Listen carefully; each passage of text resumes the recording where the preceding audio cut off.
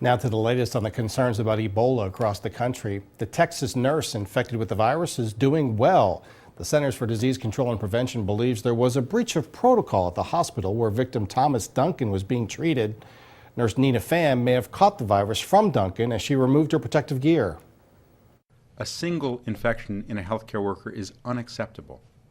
And what we're doing at this point is looking at everything we can do to minimize that risk so those who are caring for her do that safely and effectively.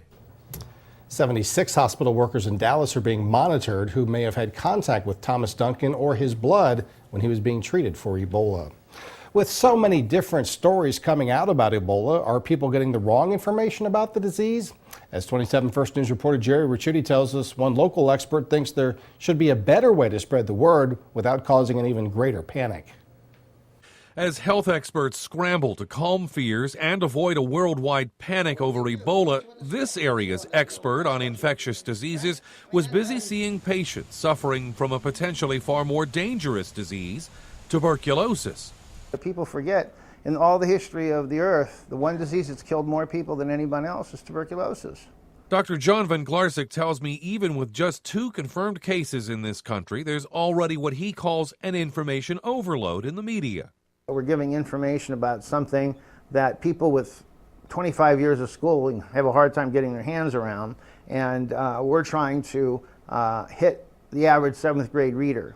Even the Ohio Department of Health is trying to spread the word. Experts are prepared on the off chance Ebola will reach this state, urging residents and the media to stick with the facts.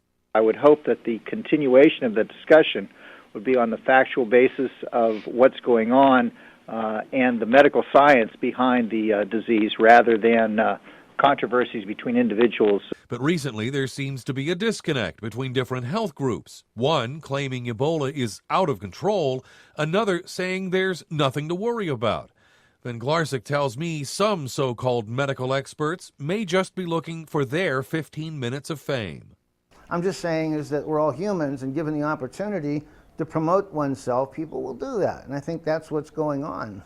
In the end, Van Glarsik insists you're much more likely to be struck by lightning than you are to contract Ebola. Gerry Ricciutti, WKBN 27 First News.